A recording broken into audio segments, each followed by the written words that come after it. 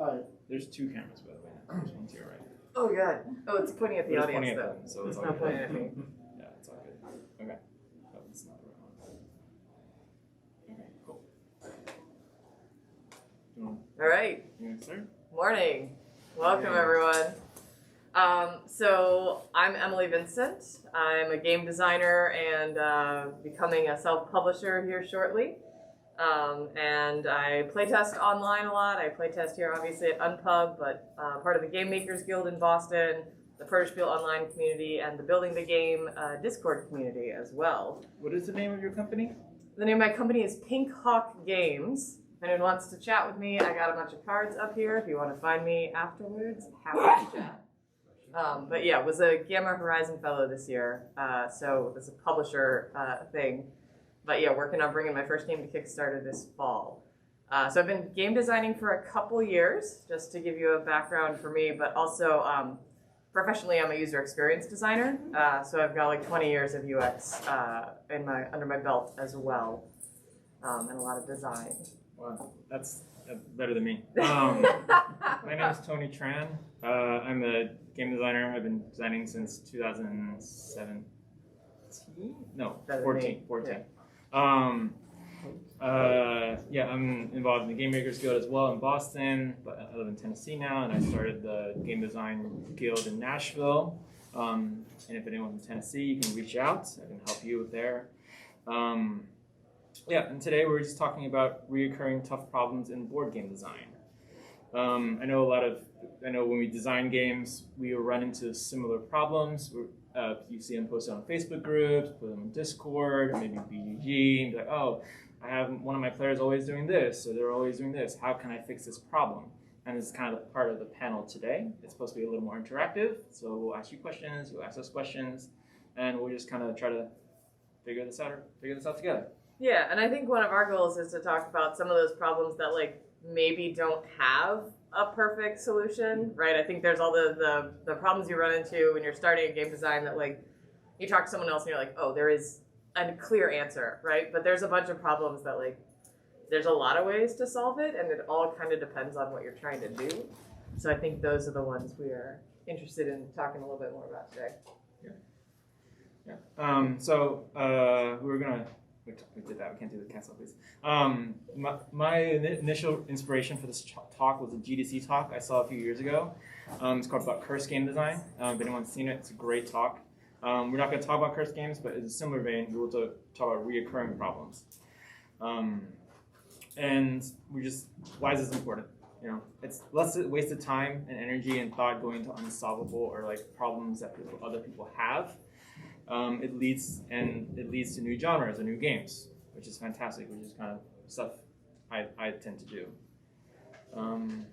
Yeah, I was interested in talking about this because one of the cursed problems that he talks about in this video, which I cannot highly recommend this video enough, is the co-op quarterbacking problem, which one of my first games that I'm still working on is a cooperative game.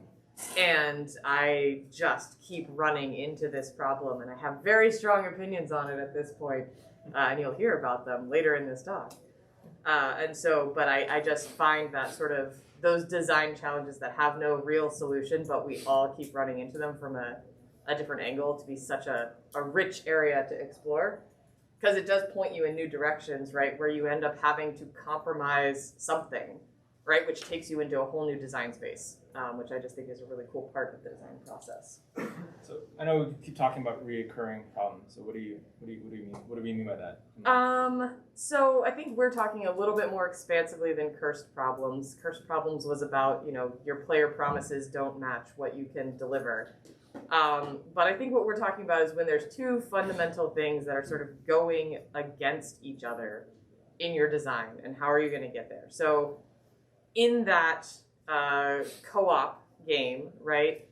We're talking about the tendency to get to quarterbacking, which if folks aren't familiar with that, that's, you're doing a co-op game and there's one person who comes up with a plan and strategy and just tells everyone else what to do. So that person is playing the game and everyone else is just being like the hands of the person who is like the brain behind it. And the reason you run into this, right, again, said very well in this talk, is because the optimal way to play that game is going to be having a single decision maker, right? A single strategy that isn't bifurcated, right? That's going to be the most strategic way to play the game. But cooperative inherently sort of combats that, right? Because what you want is multiple minds going at the problem from different perspectives, bringing new ideas. So there's like this inherent tension there that I think is really interesting. So, you know, I think anytime you're working on a co-op game, you may end up running around this quarterback problem, right? Or some of the other challenges around co-op games. And I think that there are other things that we're going to talk about that have those same sort of, this mechanism works really well for what you're trying to accomplish. The players are trying to do this other thing, and they just don't quite fit together really well. I don't know, why did you want to talk about recurring problems? Yeah, like I said, you know, a lot of wasted energy that we're going through. A lot of the similar problems that keep cropping up with new designers or even seasoned designers. I run into this problem all the time. I'll ask them, and somebody will go, "Oh, it's because of this and this," and you have to make compromises in your design to do so. You aren't going to get anything without giving something up, unfortunately. And so you just have to think about what do you want to give up, and will that solve the problem? I know when I design, I take a very scientific approach to my game design. So when I say, oh, I have, let's say, a quarterbacking thing, I did a co-op, and one person can pretty much lead the whole game. How can we fix that? Can we hide information so that person can't actually quarterback? Or can we limit communication, or other techniques you can use? But what are you giving up by doing that? If you can't talk, then it's less of a co-op game. If you disseminate information unequally, then you run into other problems as well. So it's just about give and take, just with a lot of stuff in life. Yeah, so digging into that co-op example, because I think that's where we wanted to start, right? So like we said, the primary conflict is this desire for that cooperative experience where we're all working together versus like the optimization of centralized decision making.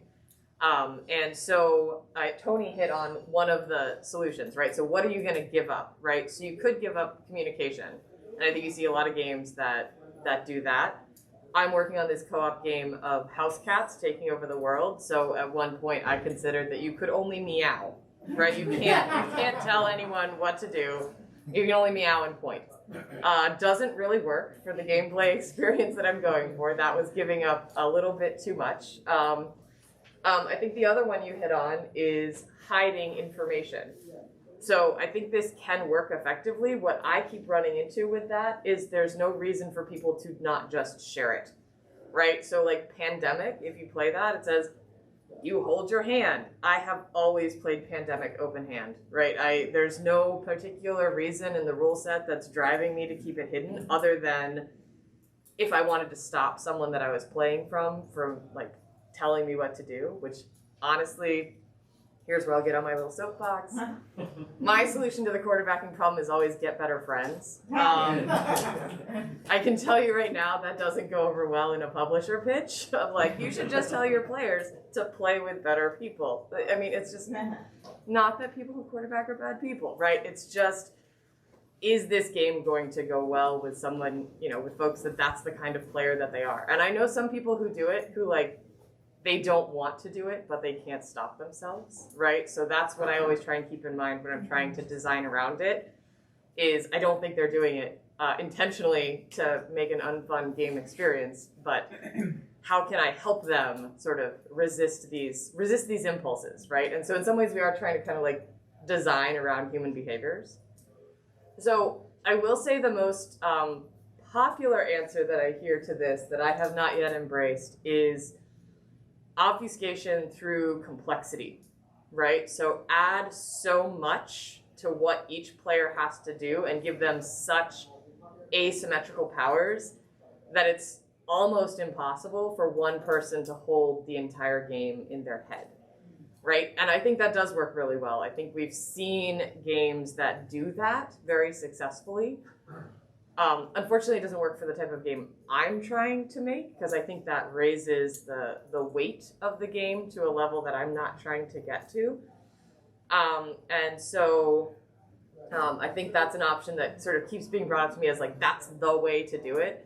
But I think that only works for a certain weight of games. So again, what would you give up, right? Would you give up the light gameplay experience and go a little bit heavier to make it so that people can't quarterback? I will say the other thing, my last thought on co-op games and how to deal with this problem is I have started seeing in the rule box, or the rule books for co-op games, a little section, a paragraph right up front that says like, this is a cooperative game and we're here to play together and remember that like you are friends, right? And it's a fascinating piece to be in the rule book, right? It's I think I saw it in Tesseract from Smirk and Dagger, and I think maybe Endangered as well from Grand Gamers Guild. But just like a little reminder to the players, right? So they didn't even put it into the game design. They just put it into the like, hopefully this will help you remember to be better friends as you're playing, right?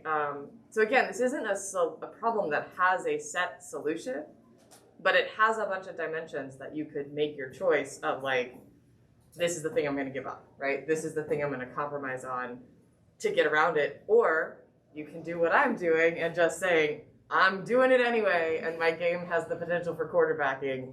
My game is not for everyone, right? Yeah. So kind of in that vein, I used to play a lot of dungeon crawlers with my two brothers, and my older brother was the quarterback player. And after a while, I just told him, hey, Brian, like, I would prefer if you didn't do that, and here's why. He was like, oh, okay, that actually makes sense. I never thought about that. Like, yeah. So in the vein of putting it in your rule booklet, hey, just be aware that this is a possibility. I think as players, if you can vocalize that, it helps, right? Because again, they're not trying to make the experience bad, but if you just let them know about it. So I think that to mimic what you were saying, I think it's good to maybe put that in the rules so that players are just generally aware of it. And then maybe encourage players to, just talk about it briefly. Just like say, hey, this is something that can come up. I'd prefer if you didn't do it. Or maybe you could say, like, you could encourage two players to maybe be more open or less open. Yeah, I think that's a great point about giving it language, right? And so if you put it right there in the rules, for those players who are struggling to articulate why it feels so bad when someone quarterbacks them, you've now given them something to point to. And even if it's not a rule, but it's the ethos of the game, right? That can help them articulate it. Yeah, Kat. Hey, can I just point out, I know most of the audience of these games are American, and so the word quarterbacking means something to them. Yes. Can I just encourage you not to use that in your rule books because your audience isn't all Americans, and I had to have that very much explained to me. Yes. How would you, I guess in a non-American way, what would you say? I'm curious. Actually, I never thought of it like that. I mean, controlling decisions or something. Like, I know it's not as snappy as saying quarterback. Yeah. But if something, if you're going to use the word define it, it's fine if you want to use jargon, but just make sure that this is jargon that actually is not clear to a lot of the world. I was gonna say I think it's a great point. We should be sensitive to our audience. Yeah, 100%. Yeah, and I suspect that in general, right, when we're writing rulebooks, we're avoiding jargon because most of our audience doesn't actually know any of these terms, right? But that's a wonderful point. Alpha player is another slang term. Yeah, and I will say the other thing I've seen in playtesting is, and then we'll come back if you're raising your hand, right? I actually had a playtesting group. It was a family, and they were, I was watching this quarterbacking happen, and they were proud of it. They were like, this person is our decision maker. We're here to like execute the plan that our general puts in place, and that's how they play cooperative games, right? And I was like, great. I wouldn't want to take that away from them. I said Jeff and then Sabrina. Yeah, I was involved with a little, like a game jam. It was like, how could we talk about quarterbacking? And so the group, we threw on the table, like, well, why don't we embrace it? Okay? Like this, we were able to just make up our own game. So like the leader is dying, laying on the, in their deathbed, and they've only got enough energy to give out 2 more pieces of advice, right?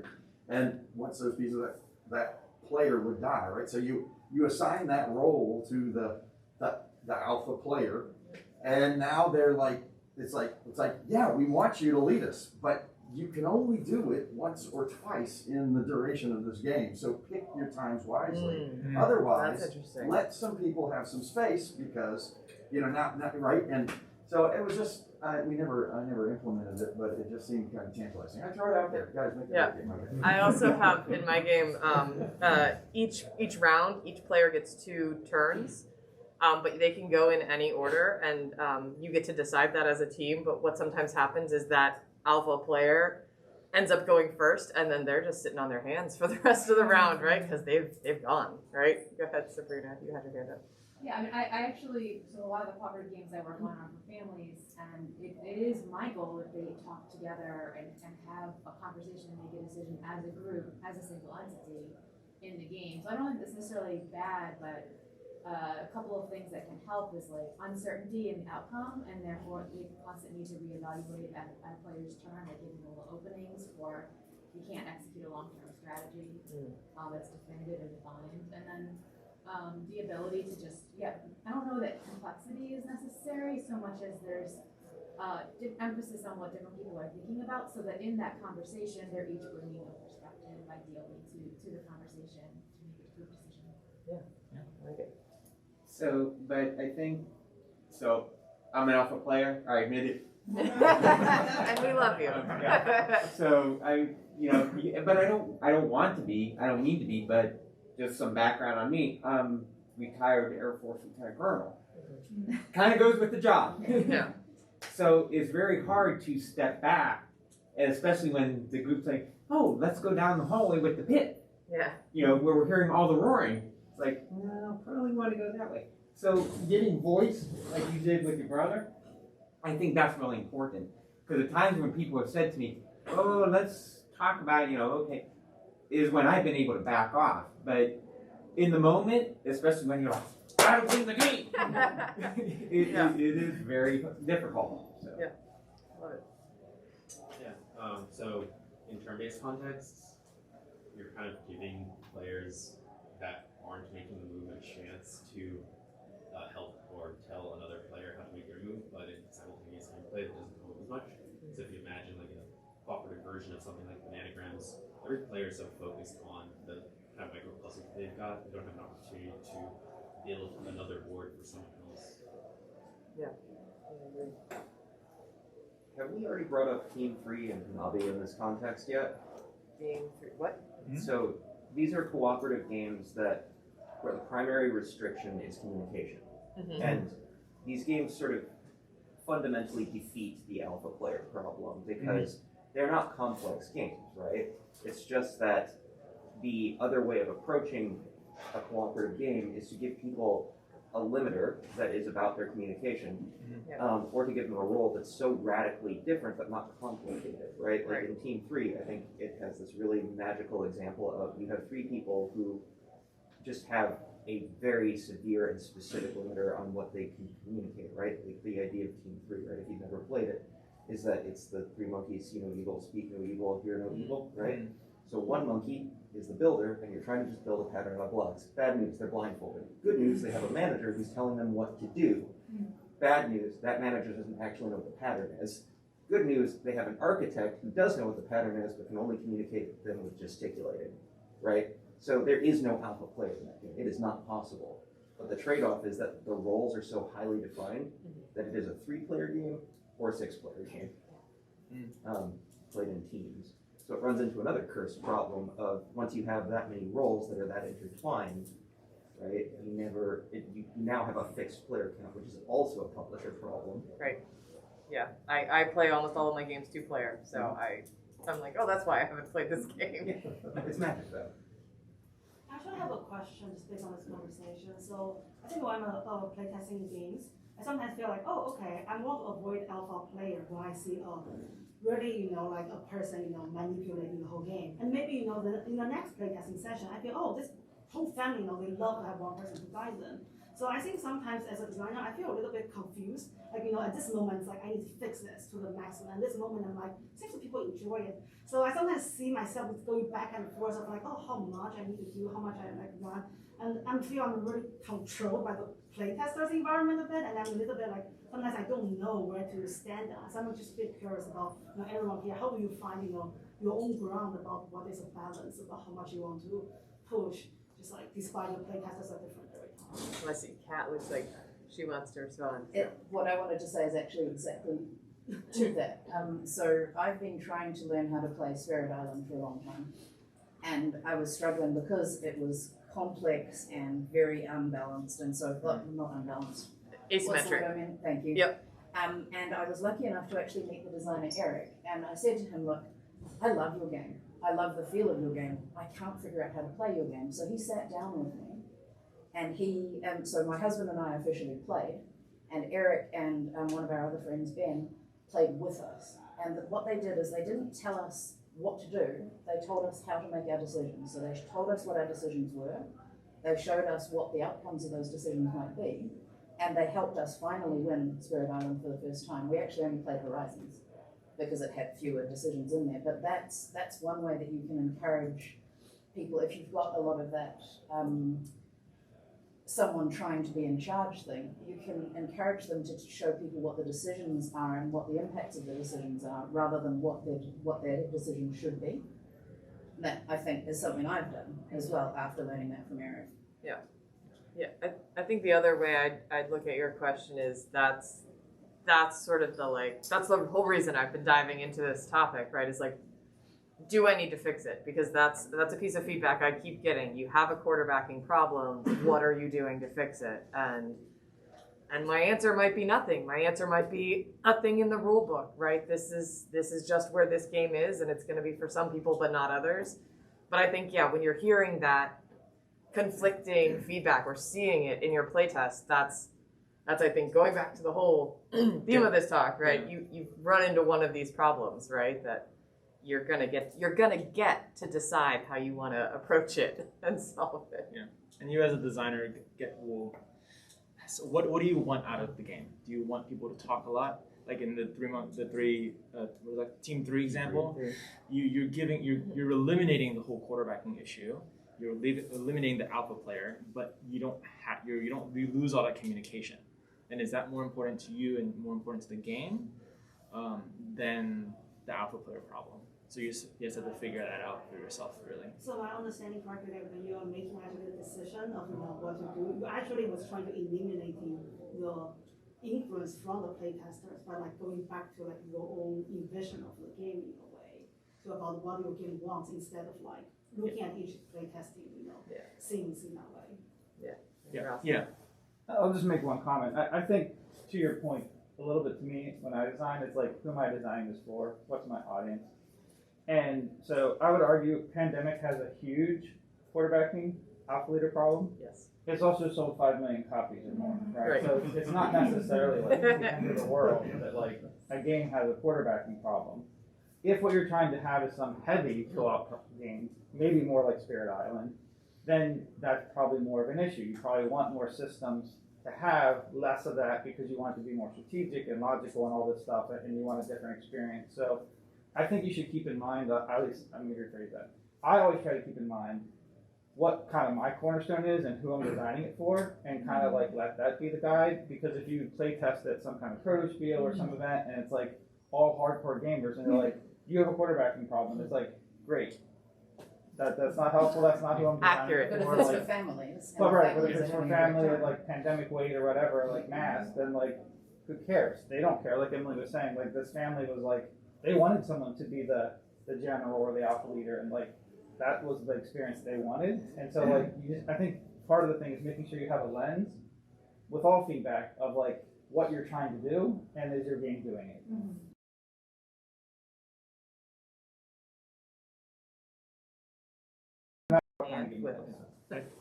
I just wanted to say that before you go, was that no game is, in my opinion, no game will be perfect. No matter how well you design it, no matter what, people will misunderstand rules, they'll play incorrectly, or they will bring their own personal biases into the game.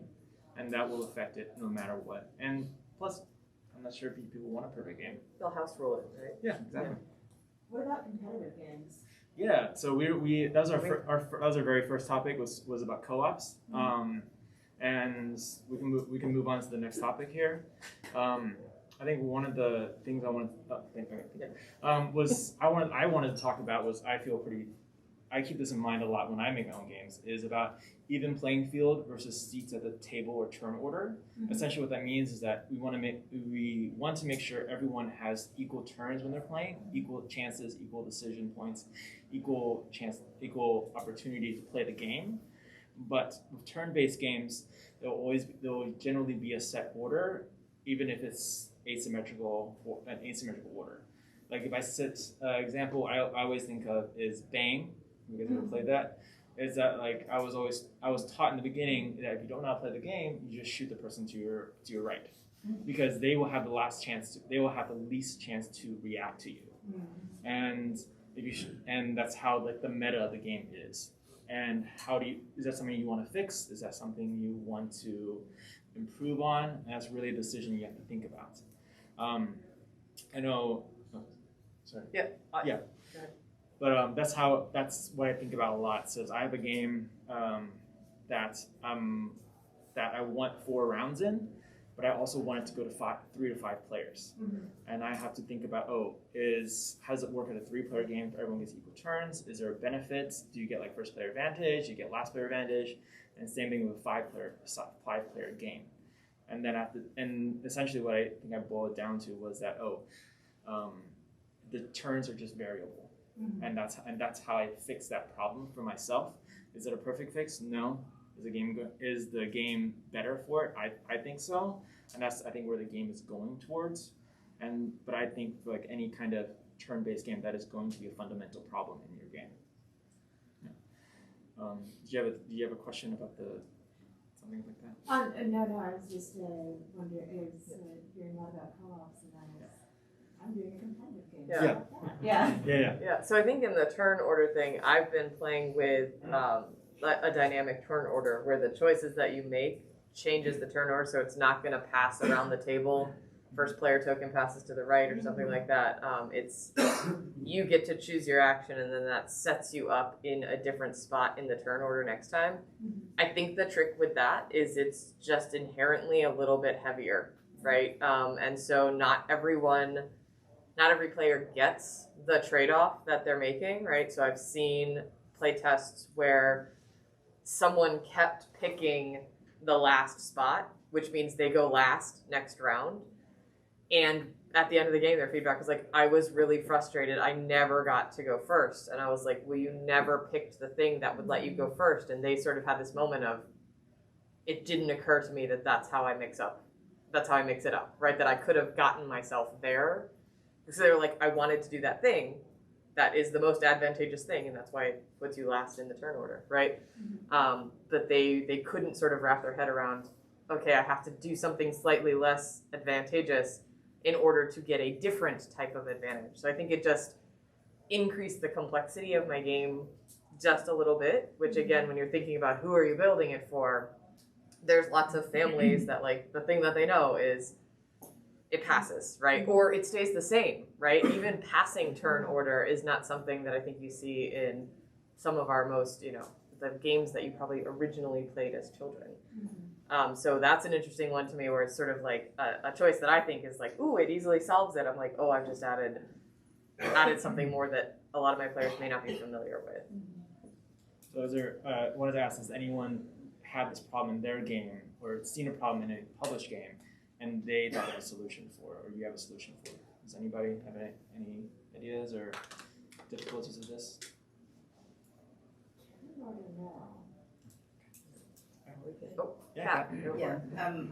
With one of my games, you're placing tiles in a particular shape, and what ends up happening is, depending on the player count, one of the players will be disadvantaged because you're placing them to create environments, and so I need to figure out how to start the game in such a way that no one has a player advantage, but so far from the pattern of the tiles, it's just max. Like if people keep doing this, it's going to be once every X number of turns. someone is not going to be able to complete a thing, and I'm stuck. Yeah, I think, I've seen, so I think what I think we've probably all seen, right, is that you started out with a player order and the person who's going last gets some extra stuff, right? They get an extra tile, they get some extra money, something to sort of offset that. I think I've seen it work well in games. I think I've also played games where I was like, yeah, I started with more money and I still lost because I started last, right? And I don't know, right? I think if you have something that's really good for that offset, it works well, but you might not. Yeah. So one of the games that we put together did have a problem of first turn advantage, and once we started paring back player interaction, like it was a little bit more of a puzzle on your own type game. That alleviated the first turn advantage because you kind of just took your individual puzzles in different order, but it wouldn't make a difference. But we decided that that sacrifice wasn't the direction for our players, so we kind of went back to the turn order and said, like, given that trade-off, we prefer this problem to that one, or something like that. Yeah, sometimes it's picking which problem you're willing to have, right? Yeah. I think Jeff Jeff knows and just Chris. a little Yeah. faster. No, I was just wondering, like in a draft, sometimes like a snake draft, right? The first person's also the last person, and the last person's really like the middle person twice. I wonder if that can work in turn order too in playing, but just to remind people of those. I love a snake draft. And I feel like I always forget about snake drafts until the moment when I'm like, the answer was a snake draft. Why didn't I think of it? Why did I try all of these other things? It's always Does the everyone last know one. what snake draft Yeah. is? Snake draft.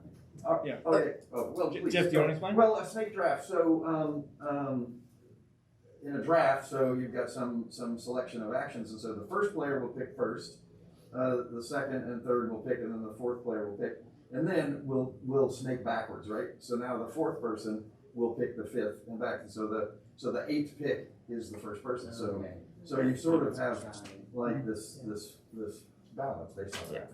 Okay. Settlers of Catan, I think, does that with initial building placement, right? So the first player goes first and eighth, right? And the middle player gets fourth, but also fifth, right? Right, and just like knowing in the middle, even though you're in the middle, knowing that I got the two things Right, I they're wanted, back to back. Really It's gonna usually be is great. satisfying for that player rather than risking that like somebody grabs your title.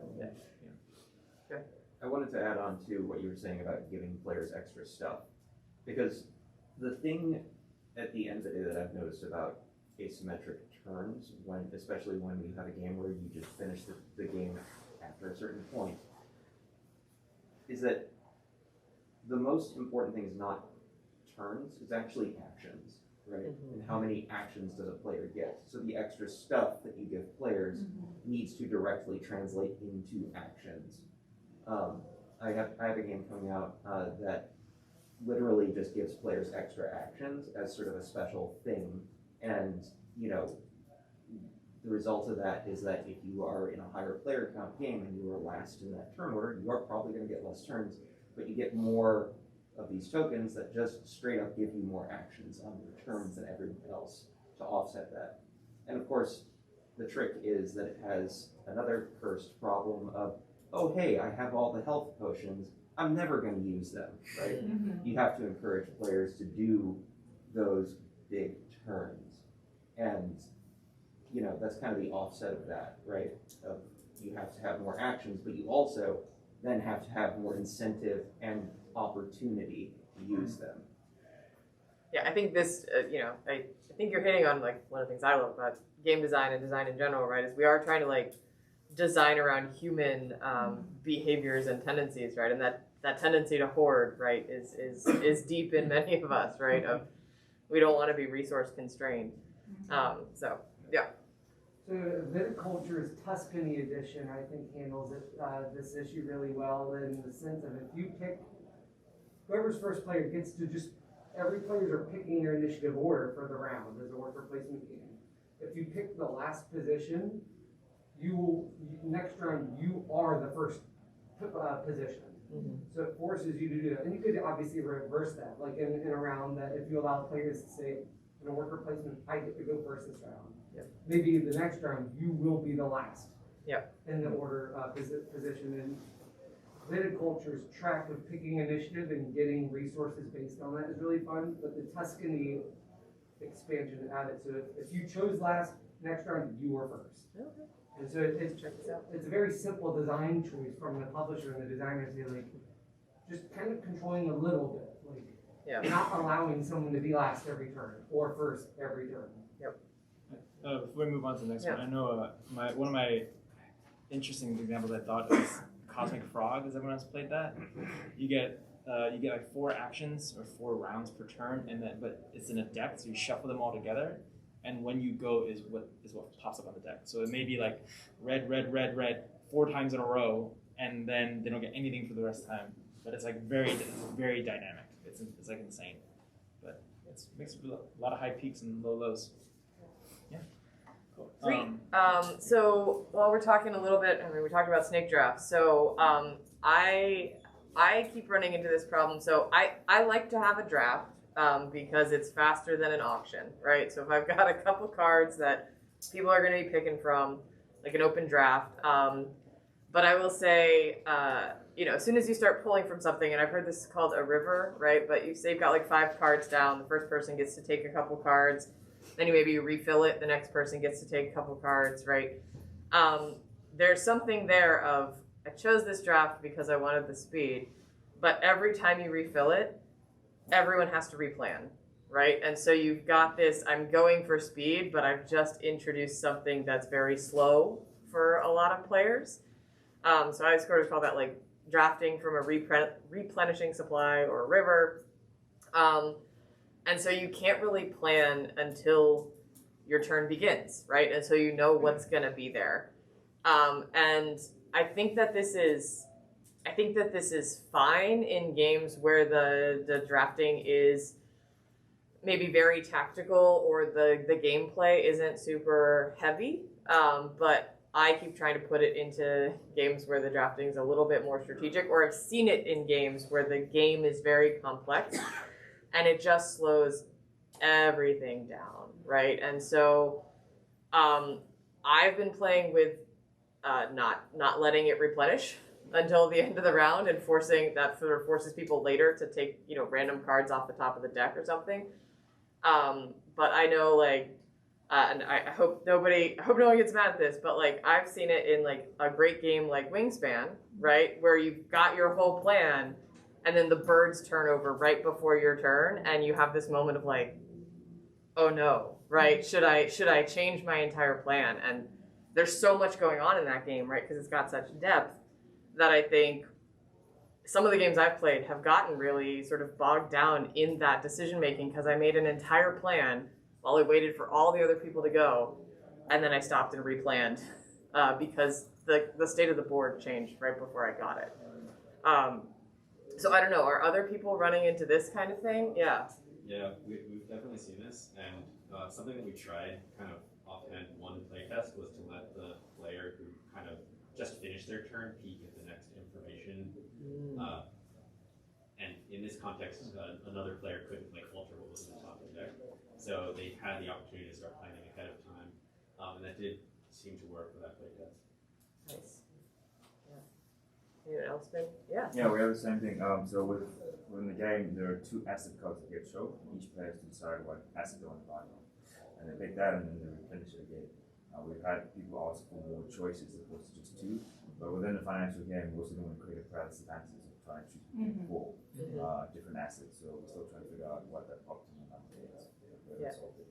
Yeah, no, that's a great point. The game that I was working on originally, this is a choice I made. Originally, there were 9 choices out there, and about half of them, it was a choice. It was a bad choice. I'm just going to say it was a bad choice. And you lose about 3 or 4 of them each round, right? And the cards are sort of information dense as well. So just the straight up analysis paralysis on that, we reduced down to 5, which has been doing better. And I've also got a version of it with 3. But yeah, I think reducing the choices may be a really good way to approach that. Because I think Wingspan only has a couple of choices, right? You're not looking at 10 birds to choose from. You're looking at 3 or 4-ish, right? Yeah. Other thoughts on drafts and analysis paralysis So, moments. I think some other games, I think Ascension does this with like a board wipe. So if you don't like what you have, you can, and then you have that in your game too. Yeah. If you don't like what you have, just wipe it and you start over. But then, like you were saying earlier, you're increasing complexity to accommodate for these problems. And is that the trade-off you want to make? And that's just a question you have to ask yourself. Yeah. Really.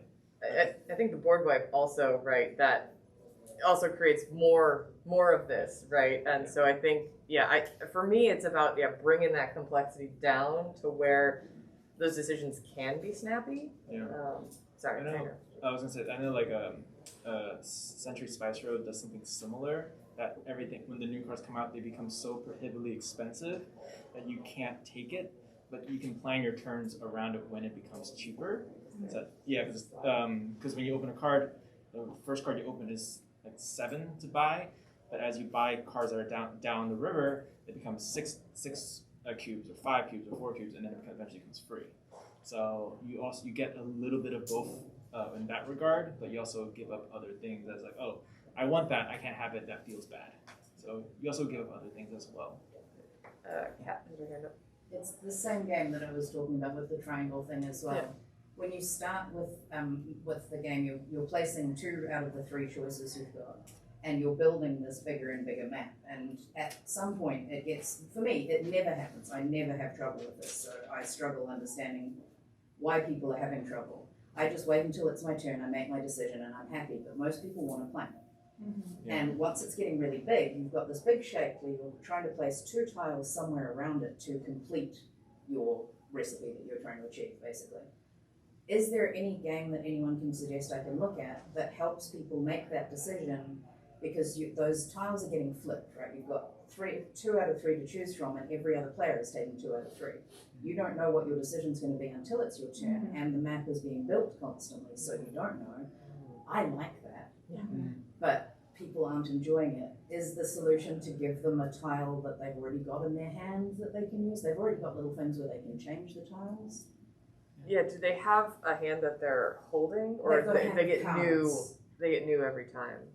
They've got a hand of cards that's the same. Okay. They've got tiles that flip over, so they're trying to match the cards to the environment they're creating. I don't know that I have a game example, but the thing that's popping into my head right now is the sort of pattern of you play from what you have, and then you select at the end of your turn so that you can be planning for next time, right? So I think of I think Calico, you do the selection at the end, but you play out of what you had, so you had that whole time to contemplate it. But I don't know if that helps with the drafting. So you've got the tiles, but the map is changing, and so you don't have to make both decisions instantly. Right, Okay. yeah. I'll try that. Thank you. That's what I do with diagrams. So you have a hand of 2 tiles, the map is changing, and you draft 1. So you always will get, you have a choice of 4, and one of those is going to come into your hand, but you always have the 2 in the hand that you've been thinking about. So you have some decisions to fall back on, and then it's your appetite for min-maxing. And then I think the tone of the game can help a little bit with how beneficial is min-maxing, because if it's not super beneficial, then it matters a little less. So it might depend on how specifically more awesome can my move be if I do an exhaustive search of the tree of possibilities. And so playing with that in your game can help too. You should probably explain min-maxing. Min-maxing is it's the player who wants to calculate every possible move they can make and figure out what is the absolute maximum best turn they can possibly make. And the more open information your game is, the more predictable, and the more easy it is to do. But then there's also the balance of how good is the best move versus how bad is the worst move. And then the overall feel of your game can drive players, and how the scoring works can drive players to be min-maxing is the only way to play for players who care about that. Mm-hmm. There's always players who do not care. I had one person Min-maxing at all. take 15 minutes for it. Right. I was like, this is a library game. Let's just move on. We're gonna move on to the next one. Take us to a whole new realm, Tony. We're gonna go crazy. We're gonna do social deduction. So social deduction generally will have a lot of player elimination. So you're killing good players, remove them. I've been playing a lot of Blood on Clock Tower recently. So there's a thing in the game where you kill good players to remove them, and it's just safer than leaving them in the game. So what I mean by good players is skilled players. So let's say you're playing werewolf with somebody who's really good at the game. They do good social reads. They make good calls. They're just amazing at the game. They'll figure out who's the bad person, who's the good person instantly. And the way to play that game is just kill them off. They don't get to play anymore. I have a friend Andrew that I used to do this with. They would just kill him off immediately. He wouldn't get to play anymore. So that's like a big hurdle for that. And I know recently there's been more development in that genre. So like Blood on the Clock Tower they can still play the game. They still get one vote. They can still participate even though they're gone. And maybe being killed off is a good thing in that game. I know like where Resistance has something that's a little bit similar with like the voting. But yeah, that's something I've been thinking about. If you want to think about a social deduction game, if it has player elimination. I'm not sure. I know social deduction game is usually not like a big genre for people, so I'm not sure anyone has this problem in one of their games or a game they play. Anyone working on social deduction? Roscoe? Oh, yeah. Well, it's not from even working on that. Last time that I played a social deduction game, once players were eliminated, they were kind of pretending to still be part of the game by like being ghosts. Yeah. And so giving eliminated players actions that affect the game differently could be a way to maybe you don't want someone to be eliminated because then the way they change the game is more detrimental than the way they change the game before they're eliminated or something like that. Yeah, that's a great point, yeah. I mean, I think with anything with player elimination, if you can keep people playing after they've been eliminated, right, in a different role, I think that's a strong choice because you literally want people to play your games, right? And so like to invite someone in to play your game and then be like, you don't get to play it after a short amount of time, whether because you are too skilled or because you are too unskilled at it, right? Or just, even worse, random bad luck. Yeah. It's more of an issue when the game is longer. When it's a short game, it's like a 5-minute game. Who cares? You play a game. Right. So I think thinking about the length of the game. What are you willing to give up? Right. If you have this imagination of an hour-long interactive social deduction game, you really don't want people out in the first 5 minutes, right? And I think this can expand not just to social deduction, but like leaving in those places where someone can sort of knock a player out such that they're still playing, but they're not really in it anymore. Tony did this to me during a playtest of someone else's game. But he was pointing it out to the designer. He was showing them what was available, right? But that there was a way that one player could basically take the other person out, and then they were no longer competitive, right? Yeah, go ahead, Kat. I mean, I'm sorry, I've got a lot of games. I love that. How do you incorporate bluffing into these kinds of games in a way that works? Does anyone have a good way of making bluffing work in a game? So I will say that the interesting story is that poker, if you guys play poker, bluffing is actually not actually part of the game, but is a development of the game. So it's just like a meta thing about the game. So it's like, just like any kind of like even like a river draft, it's like, I'm just gonna announce I'm gonna take that card. I'm gonna bluff to take that card, and you don't take it. Maybe it's like, I'm bluff. I'm gonna go for the Jupiter cards in Race of the Galaxy. Like you don't take it, or you reserve it, but you don't actually act on the plan. So I feel like for me at least, bluffing is just a side thing. You can't make a rule for. Does that make sense? As someone who's really bad at bluffing, I like it when there's a path to victory that doesn't require me to have a good poker face, because I don't have one. I suck. Just like what kind of bluffing are you? Bluffing in the sense like I played a card face down and I'm trying to convince you that it's something that it isn't. That sort of bluffing. In this game, there are three different character types, and they score differently. And the aim is to try and guess what the other person is before the game finishes, and then you can change which character they are and how they'll score. So as the player, you're trying to get the other players to guess your role incorrectly, and I'm not getting that part of the mechanic working right. I want people to be watching what you're picking up and feeling like, I think you're collecting cranberries, but you're actually collecting spiders. Well, coup does right. You put a card and you pretend that you have the powers of something. I don't know if that fits in there, but that's an example where bluffing is super well integrated. And well, I think we can talk about your example because we're running pretty tight on time. Sure. This one. No. Well, we should go straight to this one because I think it's related, right? So we were going to talk a little bit about like negotiation and trading in games. You want to take that away? So this big issue that some people have is that you will just not talk or interact with a certain player. So like anti-king making. King making is where players will make decisions to cause one player to win over themselves.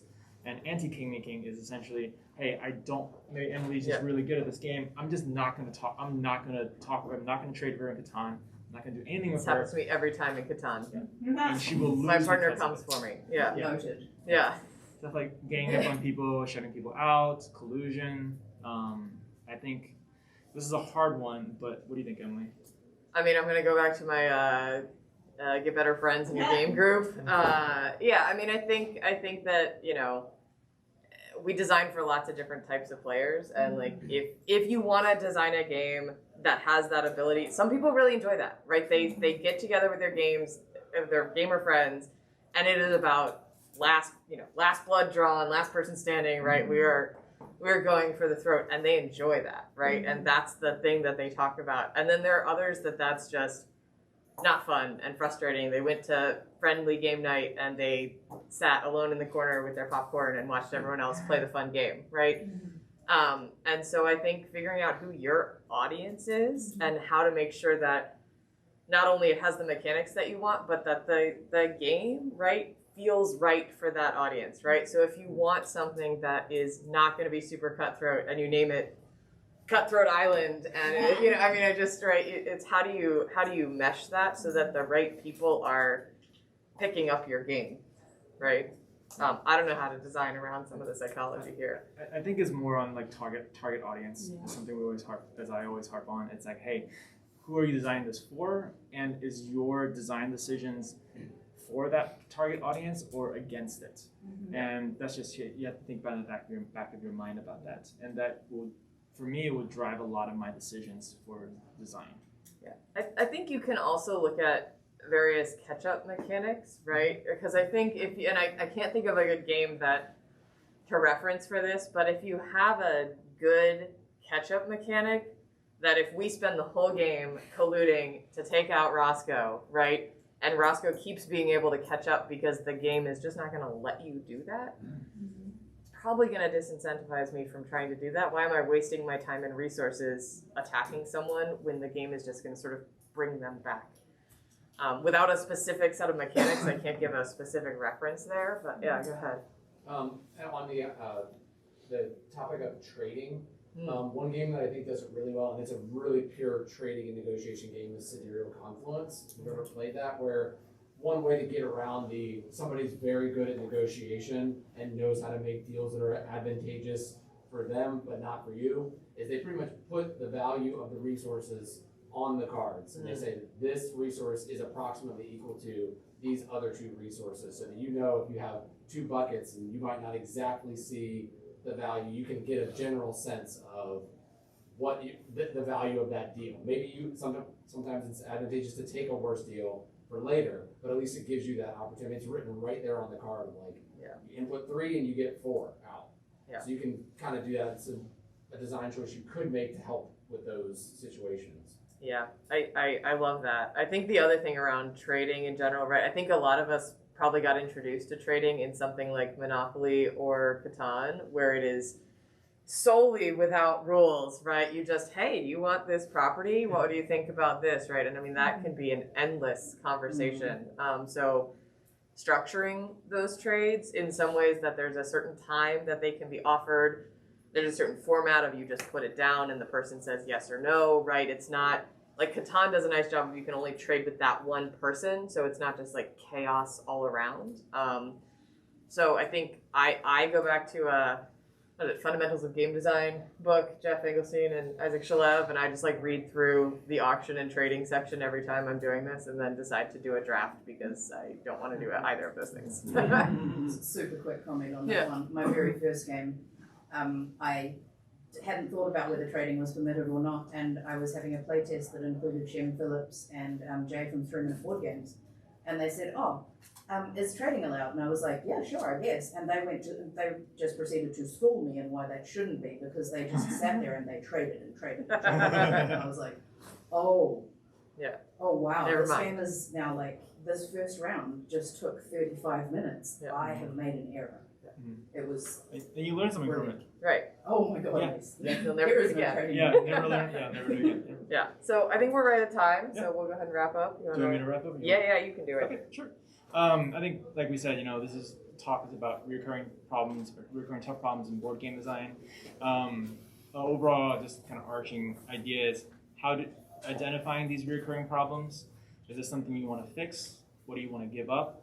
Or is it more like a feature, not a bug? Is it something you just want to embrace?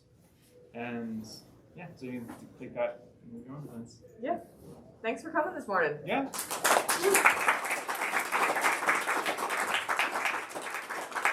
We have cards. Team 3 was mentioned, so Matt Fantastic and Alex